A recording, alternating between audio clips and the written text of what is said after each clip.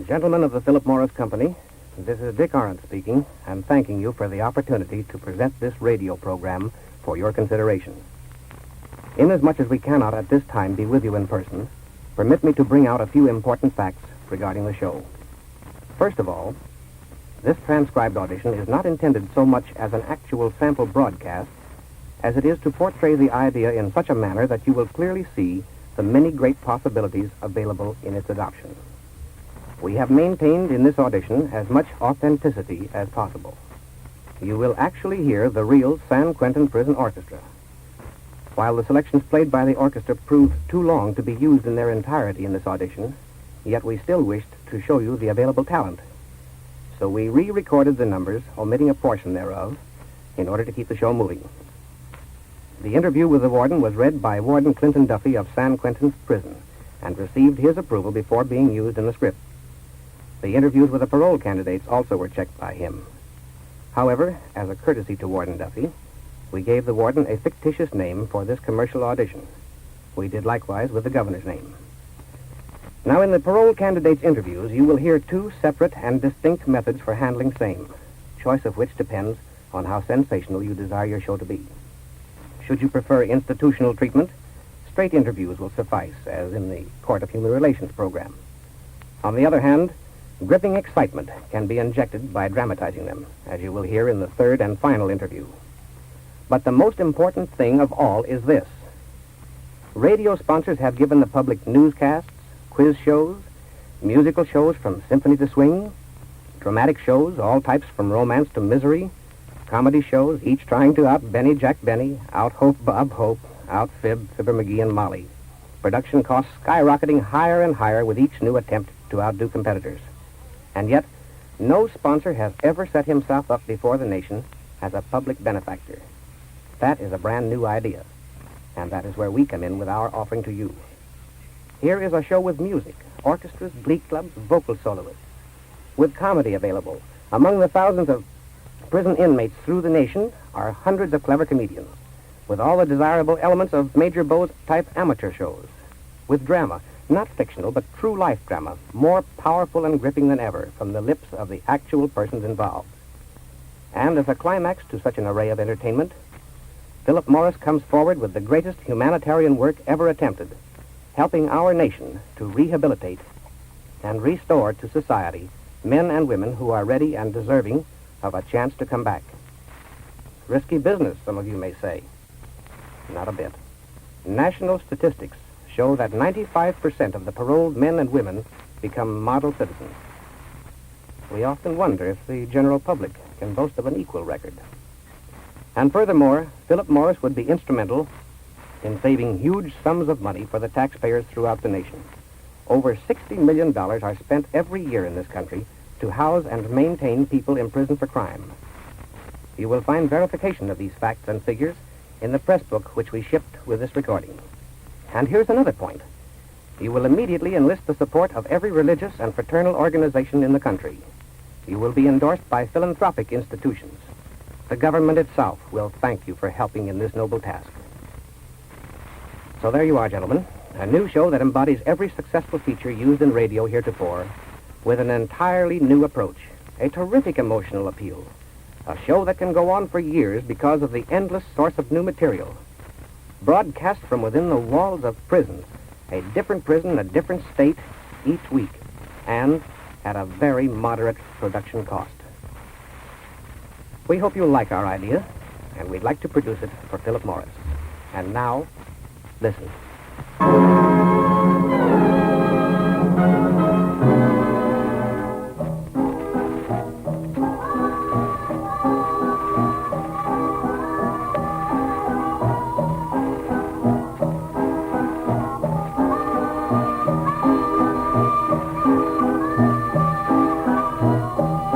Here comes Johnny, ladies and gentlemen, in his red coat and brass buttons. Johnny is stepping out of 1,000-foot store windows and counters all over the country to introduce...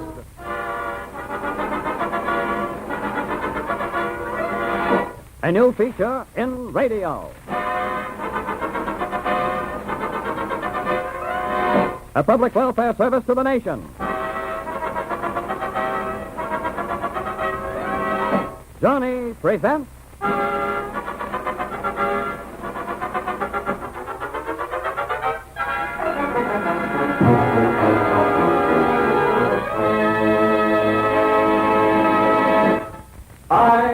want to come back.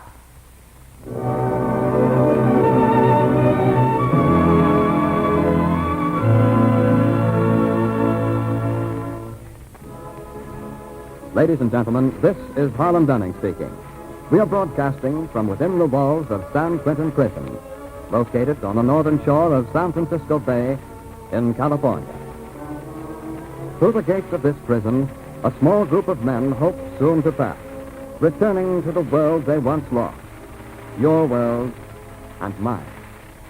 One fervent prayer is on their lips, a prayer that someone, somewhere in this great land will give them a steady job. Their fate is in your hands, Mr. and Mrs. America, for they have already proven their integrity to the prison authorities, and the state board has agreed to their parole. But these men cannot get that parole unless a job is waiting for them.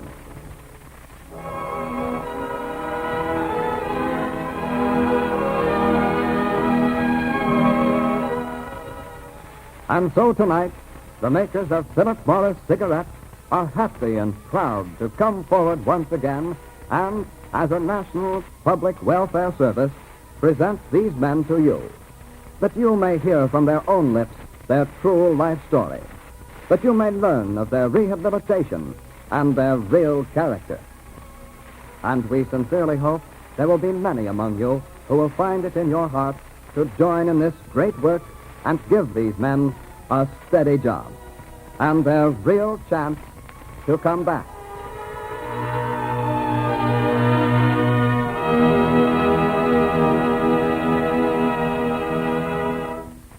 It now affords me great pleasure to bring to the microphone the man who has, in the short space of 1 year's time, completely revolutionized the modern-day theories for operation of penal institutions. A man whose plans have done away with prison riots, supplanted hatred with friendship, and changed irony to industry. Warden Creighton T. Donahue of San Quentin Penitentiary. Good evening, Warden. Thank you, Mr. Dunning, and good evening, ladies and gentlemen. Warden Donahue, there's been quite a wave of public discussion since this program took to the air. One question in particular has been raised, and that is the advisability of publicizing the fact that a man with a prison record is seeking to place himself again in the ranks of the American public. I'm very glad you brought that up. In the first place, the majority of people have a very distorted idea of what the word parole convict or ex-convict really means. The mere mention of these words invariably strikes fear and abhorrence in the minds of most people. They visualize some ruthless character whose every thought, waking or sleeping, is to kill, rob, or to otherwise destroy. Well? Yes, I know what you're thinking. And there are cases with big shot or gunman complexes, but they represent only a very small percentage of the imprisoned men throughout the country. And don't forget for one single moment that such types will never be allowed on this program. The great majority of convicts are paying for crimes which were simply the result of dictates of a momentarily sick mind. And in many instances, we might all of us well say, but for the grace of God, there stand I. Well, Warden Donahue, by that do you mean to infer that many of the prisoners who are not really deserving of punishment? Nothing of the sort. Each man here is definitely in need of discipline, and he gets it. Then, when he's had the fact burned indelibly into his mind that he's no privileged character, that his responsibility to his fellow man is just as great as anyone else's, that man is entitled to return to everyday life. And the chances are he'll be a better citizen than a lot of us who have never gotten into trouble. Right. Nobody has to tell him what'll happen if he doesn't respect other people's rights. He knows from personal experience. And that's our purpose, straightening men out and getting them back into useful life. But not until they're ready. Well, how do you get these men ready, as you put it? By making available to those who need it and have earned it, educational training. All courses from high school through college. And for those who prefer it, vocational training in practically all fields. And then, of course, recreation plays an important part. All forms of athletics and talent activities. For example, let me present our prison orchestra playing one of the latest popular hits, Say When.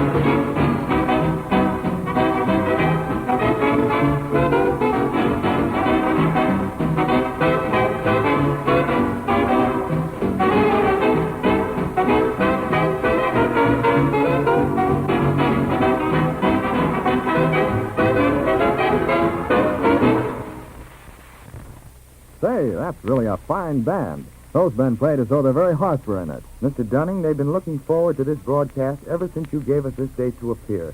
This is really an occasion. Well, don't forget, it's an occasion for Philip Morris, too.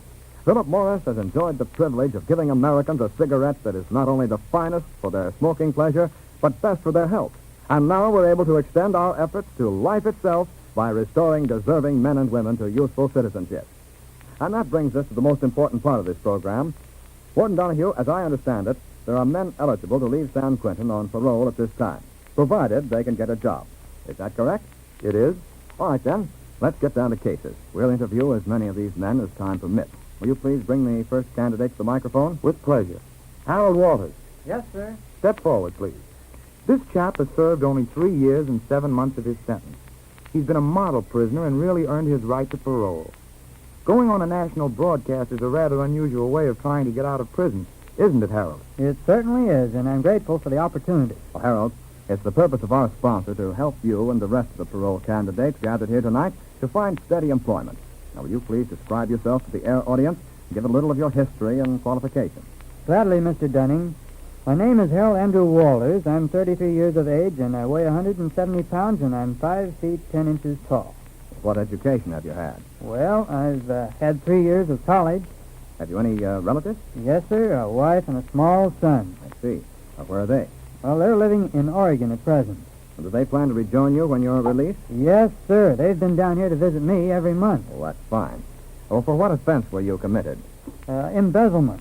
I work for a finance company, and, well, I used some of their money to play the stock market on the side. And it didn't work? I'll say it didn't. Well, candidly speaking, that's not too good a background to paint when you're trying to enter someone and giving you a new job. Mr. Dunning, after what I've been through, disgrace for my family and me, and loss of what little we did have of our own, and almost 4 years of imprisonment, well, there isn't enough money in the world to justify it. All I want is another chance. You won't have to worry about me again, ever. I think you can rely on him, Mr. Dunning. Well, you certainly ought to know, Warden, if anyone does. Harold, here's a check for $25 you can rely and really call your own. It's a paycheck from Philip Morris for appearing on this broadcast. Thank you very much, Mr. Dunning. And there you are, Mr. and Mrs. Public. Harold Andrew Walters stands before you. A high school and college education, a fine record of behavior while paying his penalty in San Quentin, and a family waiting for his release. His hand is outstretched to you, asking for a chance to come back. It is our hope that before this broadcast is finished, some gracious American firms will have telegraphed their offers to give Harold and these other parole candidates a position. No names will be announced. Offers will be held strictly confidential, and all negotiations will be handled by the official parole board. And now then, Warden, before interviewing our next candidate, how about some music? Fine. The orchestra's all ready, and here is one of the boys to sing Pete the Piper.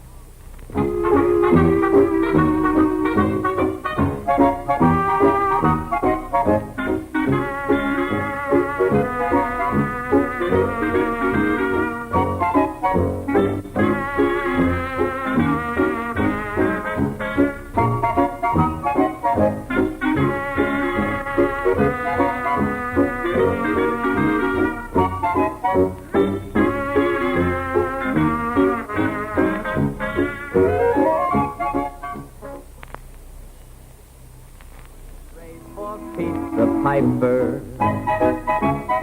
when he plays a song, the kids will never fail him. They sing the song along with Pete the Piper.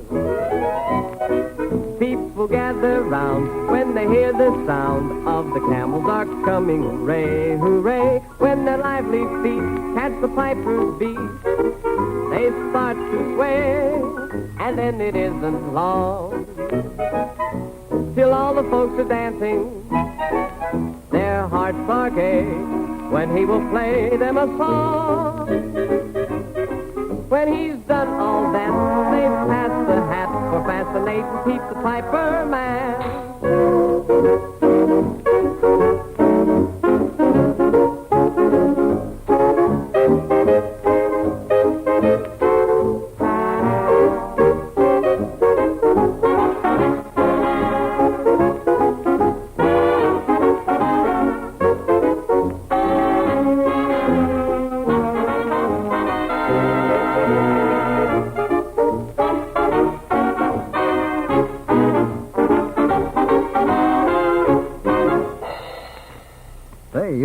have talent over here, Warden. And now, who's our next parole candidate? Bring him to the microphone, will you? He's already at the microphone. He is? Why? Oh, just a moment. You don't mean this chap who just sang. That's the one. Parole candidate Lester Hawkins. Well, I am surprised. Lester, with a voice like that, you certainly are a shining example of the well-known bird in a gilded cage. I guess you're right, Mr. Dunning. Only this time the cage hasn't been gilded, has it? No, sir. And this bird is a little tarnished himself. I see what you mean. Well, just how bad is that tarnish? Mr. Dunning, what little there is will soon come off when he's able to rub shoulders with the outside world again. Well, I'm sure you're right, Warden Donahue. Lester, let's have your story. Well, I'm 38 years old, about 6 feet tall, and I weigh 180 pounds. Family? None now. My mother died just before I was sent here 2 years ago. Oh, I'm sorry. What charge were you convicted on? Receiving and selling stolen property. I had an auto wrecking business down south in the city of... No, excuse me. No specific names or locations, please. We reserve that information only for your next employer. I see. Mm-hmm. Thank you, sir. Well, anyhow, things were going along pretty fair when a couple of guys started coming in every few days with used parts, accessories, and radios, and selling them to me awfully cheap. I figured there was something funny going on, but the prices I got the stuff for, I was cleaning up. So after a while, I didn't care. Finally, one of them got caught, confessed, and then the police picked up the whole gang. And you were the fence for the deal. That's right. The police pulled me in a week later. Well, what happened to your auto wrecking business? Well, after the insurance companies got through reclaiming stolen parts, there just wasn't any business. Well, when you are released, Lester, it takes capital to operate a wrecking business. Now, you're in no position to manage that. Mr. Dunning, the mere sight of even a hubcap sends chills up and down my back. I couldn't go into that business again. Those nights of restlessness, wondering whether the cops were coming the next morning, finagling the books to try and cover up and all that. It's not worth it. Money can buy some things, but it can't buy peace of mind when you're doing wrong. Well, what other kind of work can you do? Mr. Dunning, I personally recommend him very highly as a physical culture trainer. He's assisted in our athletic program for the past year and has done a fine job of conditioning the men for the various sports. I'd like very much to go in for that work, Mr. Dunning. You know, one of these athletic clubs where they have massage rooms, weightlifting, that sort of thing. I've reconditioned myself, physically as well as mentally, and I'd like to help others. Hawkins is a good man. He has a fine record and needs outside help now. He has no relatives to try getting him work, and we don't like to hold up paroles for such men. And without a job, Warden, a satisfactory one from the standpoint of the parole board, he'll have to stay here for the full term, good behavior or not? That's correct. Well, doesn't that tend to sour a man after he's tried to make amends? It's bound to. Not that he'll necessarily go back to crime, but it does take the heart out of him. Well, Lester Hawkins, here's your $25 paycheck from Philip Morris for appearing on this program. That should make your heart feel good. And now, here goes the call for work somewhere for Lester Hawkins. Good at physical culture training, but glad to get any kind of honest work approved by the parole board. Mr. and Mrs. America, there's a telegraph office near you. Let's have those wires. And remember, all communications will be kept strictly confidential. And now, Warden, I think would be a good time to hear that quartet we've been telling you about. Ready, boys? Let's go. Tell me what's band that Sunday morning, what's band that Sunday morning, what's band that Sunday morning band. Tell me what's band that Sunday morning, what's band that Sunday morning, what's band that Sunday morning band. There's one, there's two, there's three little angels, there's four, there's five, there's six little angels, there's seven, there's eight, there's nine little angels, there's 10 little angels in the band. Tell me what's band that Sunday morning, what's band that Sunday morning, what's band that Sunday morning band. There's 11, there's 12, there's 13 little angels, there's 14, 15, 16 little angels, there's 17, 18, 19 little angels, there's 20 little angels in the band. Tell me what's band that Sunday morning, what's band that Sunday morning, what's band that Sunday morning band. 21, 22, 23 little angels, 24, 25, 26 little angels, 27, 28, 29 little angels, there's 30 little angels in the band. Tell me what's band that Sunday morning, what's band that Sunday morning, what's band that Sunday morning band. Tell me what's band that Sunday morning, what's band that Sunday morning, what's band that Sunday morning band. Warden Donahue, in our last interview, you mentioned the vocational training Lester Hawkins had received here. I think our listeners would like to know more about this work.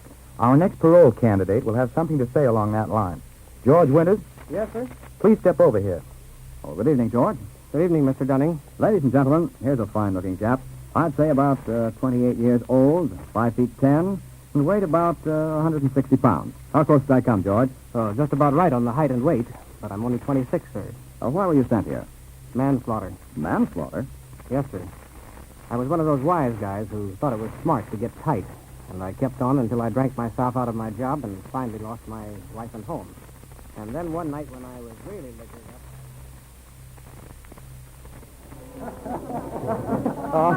Hey, where you want to leave so early for, George? The party's just getting started. Oh, nuts. This is a lousy party.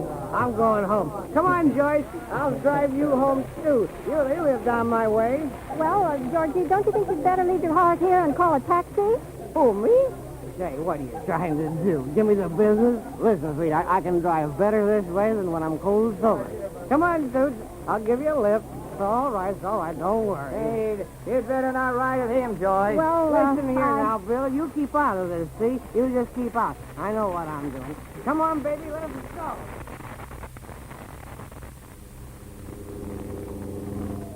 Oh, George, look where you're going. You almost hit that car. Oh, I did not. You're just imagining things. I just wanted to give you a thrill. Well, I don't like that kind of thrill. Please keep over on your own side of the street. All right. There. Now I'm on my own side of the road. Now, is that better? How's about a little kiss, honey? George, will you stop? Keep both hands on the wheel and look where you're going. Say, listen here. What are you trying to do? Play hard to get? Come on, warm up, will you, sweetness? Look out, George, you're going to hit him.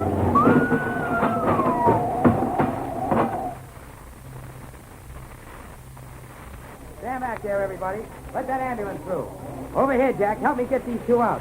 No use bothering with the other car. They're both killed dead in a mackerel.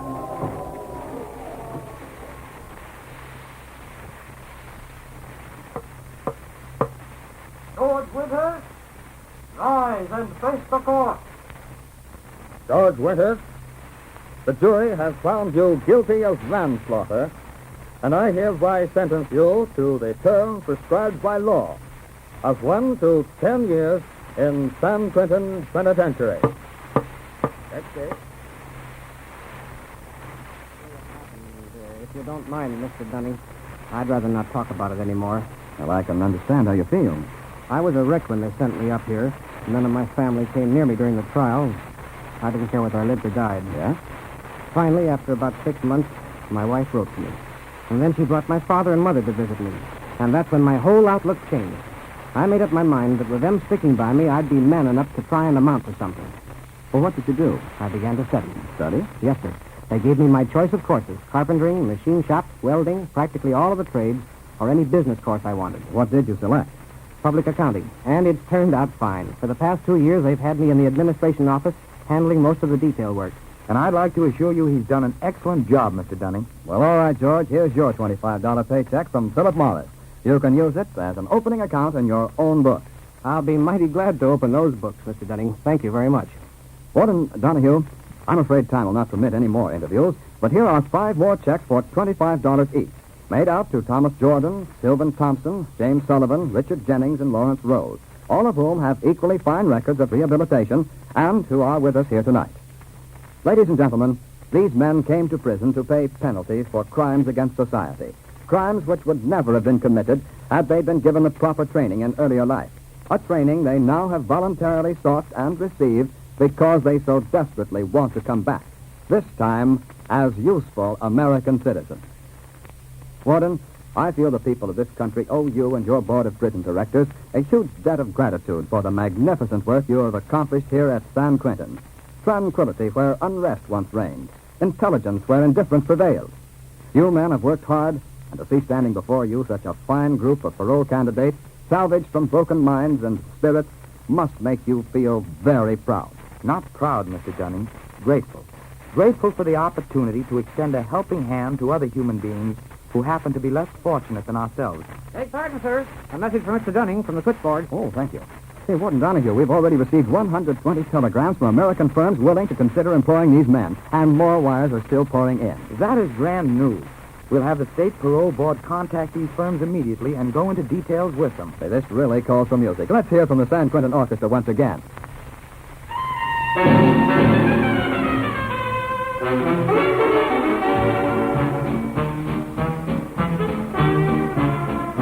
Numbers I've got by the dozens, everyone's uncle and cousin, but I can't live without buzzing. I've got a sweetie I know there, someone who sets me aglow there, gives me the sweetness of low there. We never say, how are you, and seldom say, what's new. Instead we start...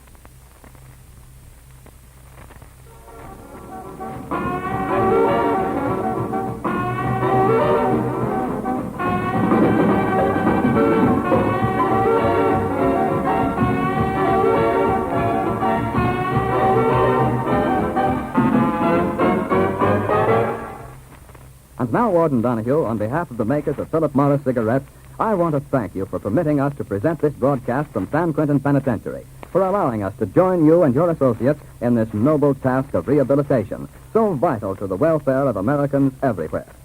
And once again, ladies and gentlemen, comes our call to you for these men who want to come back.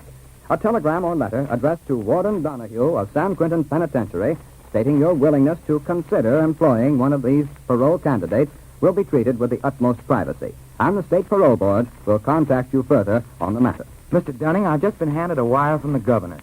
It reads as follows. Warden Clayton Donahue, San Quentin Prison. Permit me to offer my congratulations for the glorious work of rehabilitation you are accomplishing, and for which the radio program I Want to Come Back marks the crowning achievement. Signed, Claude Osborne, Governor, State of California.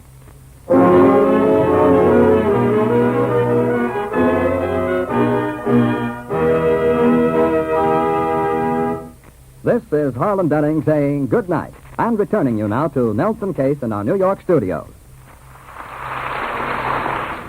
What do you suppose happens when smokers change to Philip Morris? What do they discover? How pleased are they? Well, listen to the findings of a group of distinguished doctors who, in authoritative medical journals, report that when smokers change to Philip Morris, every case of irritation of the nose and throat due to smoking cleared completely or definitely improved. That's what they discovered. Protection added to pleasure even when you inhale. So join Johnny's call for Philip Morris. Made by Americans in America to suit American tastes. America's finest popular price cigarette. I Want to Come Back was prepared for radio and produced by Dick Arndt and Adrian Landis.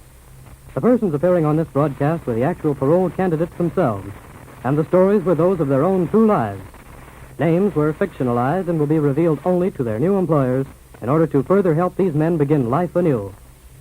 Next week, I Want to Come Back will be broadcast from the Federal Penitentiary at Atlanta, Georgia. You will hear about the gigantic U.S. defense program, which is being carried on by other men who are waiting for the day when they may return to society as honest, upright citizens. Johnny again, returning now to the thousands of store windows and counters all over the country. Look for me. I'll be waiting for you. Come in and... Oh, for Philip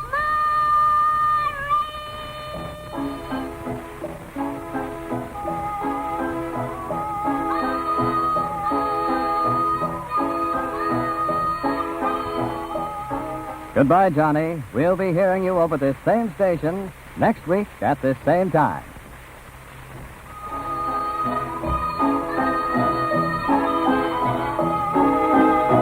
Help your Uncle Sam. 10 cents buys a United States Defense Savings Stamp, 1875 and up, an interest-bearing bond. Johnny presents a Philip Morris program on the air 3 times a week, Tuesday, Friday, and Sunday. For time and station, consult the radio column of your newspaper. This is Nelson Case saying good